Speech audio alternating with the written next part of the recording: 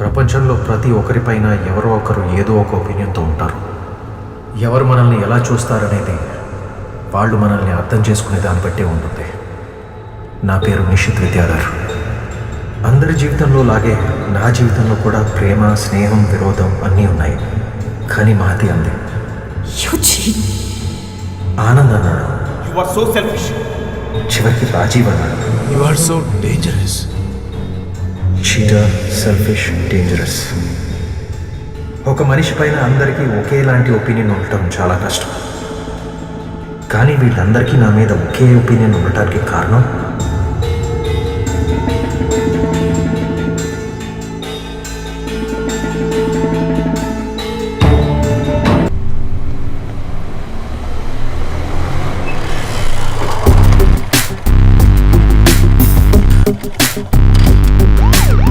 పోలీసులు వస్తున్నారు, వెళ్ళండి. పదండి.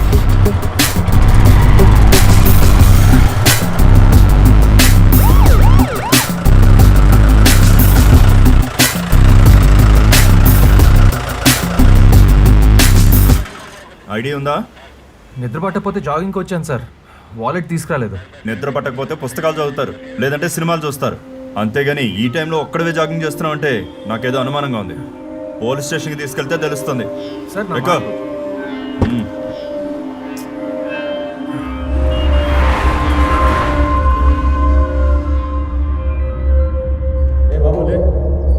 నిన్నే రా, సార్ పిలుస్తున్నారు.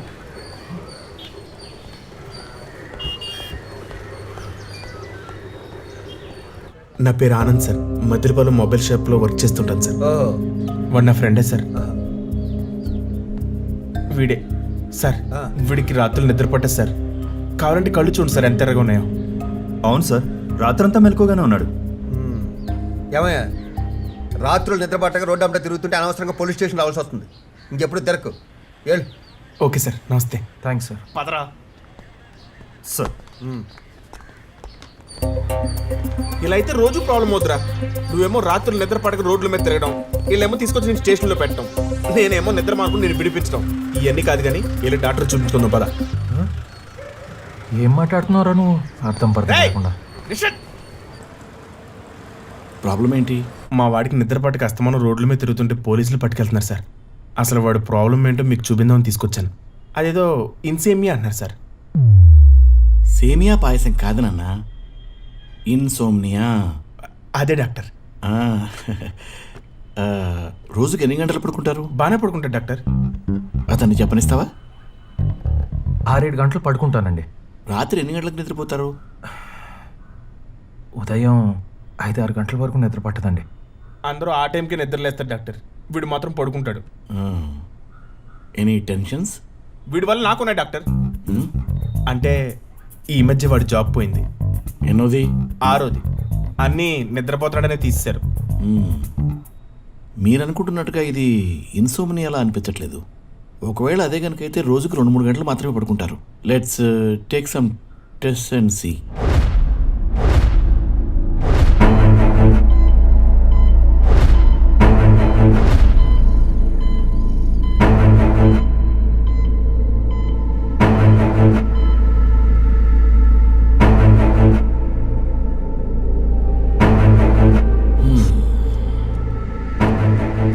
నేను చూసిన దాన్ని బట్టి నువ్వు సఫర్ అవుతుంది ఇన్సోమ్నియా కాదు, DSPD, delayed sleep phase disorder. అంటే ఈ సినిమా చూసి పడుకుందామనో, ఈ మెసేజ్ చేసి పడుకుందామనో, ఈ వర్క్ చేసి పడుకుందామనో నిద్రని పోస్ట్పోన్ చేసే వాళ్ళలో వచ్చే ఒక ప్రాబ్లం. అంచేత వీళ్ళు ట్రెడిషనల్ వర్కింగ్ అవర్స్ అంటే 9 to 5 జాబ్స్ చేయలేరు. కారణం ఆ టైంలో వీళ్ళు ఇన్యాక్టివ్గా ఉంటారు కాబట్టి. చూడ్డానికి ఇది చాలా చిన్న ప్రాబ్లంలా కనిపించినా చాలా కాలం దానికి అలవాటు పడ్డారు కాబట్టి దాని నుంచి బయటికి రావడం చాలా కష్టం. నిద్ర మాత్రలు ఇచ్చినా ఇంపాక్ట్ ఉండదు.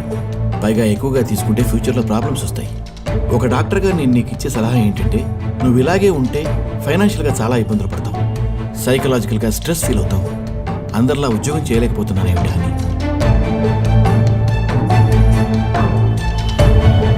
ప్రస్తుతం నువ్వు ఏదైనా రాత్రి కూడా చేసే జాబ్ చూసుకోవడం మంచిది.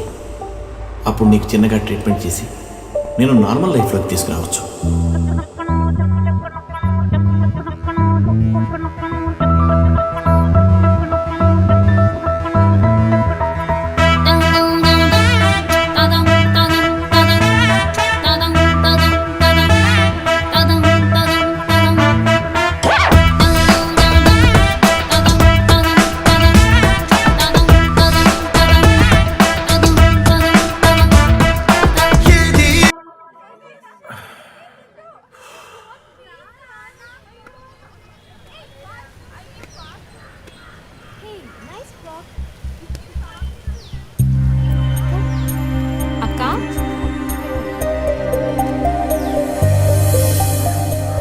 Hello everyone, I'm Mahathi. నేను ఈ కాలనీ మెంబర్ని. హార్ట్ ఆఫ్ లివింగ్ని ప్రాక్టికల్గా నా లైఫ్లో అప్లై చేస్తుంటాను. ఇంట్లో పిల్లలు అలరి చేస్తున్నారని ఆడుకోవడానికి మనమే స్మార్ట్ ఫోన్స్ ఇస్తాం, ప్లే స్టేషన్స్ కొనిస్తాం. వాటితో ఎప్పుడూ ఆటలేంటని మనమే విసుక్కుంటాం. వాళ్ళు ఆడుకోవడానికి సరైన ఆట వస్తువులుంటే మనమే పిల్లల్ని పార్కుకు పంపిస్తాంగా. అప్పుడు వాళ్ళందరూ కలిసి ఆడటానికి ట్రై చేస్తారు, టీమ్గా ఆడటం అలవాటు చేసుకుంటారు. 3 నెలలుగా అడుగుతున్నా పిల్లలు పార్క్లో ఆడుకోవడానికి మినిమం ఫెసిలిటీస్. సార్ నేను కార్ దాకా వెళ్ళొస్తాను. అలా అని వాళ్ళ ఆరోగ్యాన్ని పట్టించుకోకుండా వదిలేస్తే సార్ మా సార్ని మనకి కొంచెం నష్టం, చూస్తారు, కార్ దాకా మన వెళ్ళొస్తాను. పిల్లలకి నష్టం. అందుకే పిల్లలకి పార్క్లో ఆడుకోవడానికి అవసరమయ్యే ఇన్ఫ్రాస్ట్రక్చర్ని మనమే ఏర్పాటు చేసుకుందాం. ఇప్పుడు మీ ముందుకు ఒక బాస్కెట్ వస్తుంది, దాంట్లో మీకు నచ్చినంత డొనేట్ చేయండి ప్లీజ్.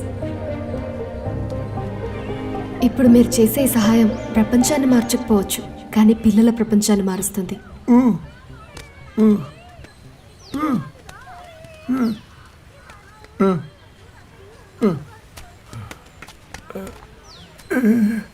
ఏంటండి?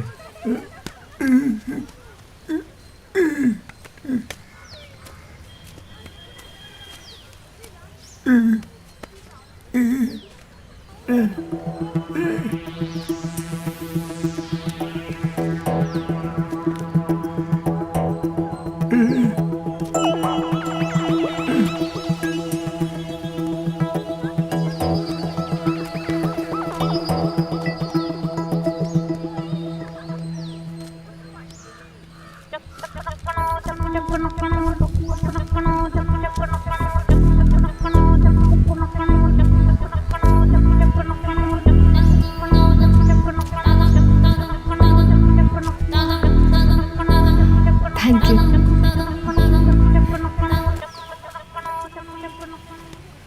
సార్ వెళ్దాం సార్. పిల్లలకి అనగానే మనందరం దీంతో ఇచ్చాం, కానీ ఒక్కరు మాత్రం మనసుతో ఇచ్చారు. అతనెవరో అందరి ముందు చెప్తే అందరికీ ఐడల్గా ఉంటుందని వారిని ఇక్కడికి రావాల్సిందిగా కోరుతున్నాను. సార్ మీరే సార్, మిమ్మల్ని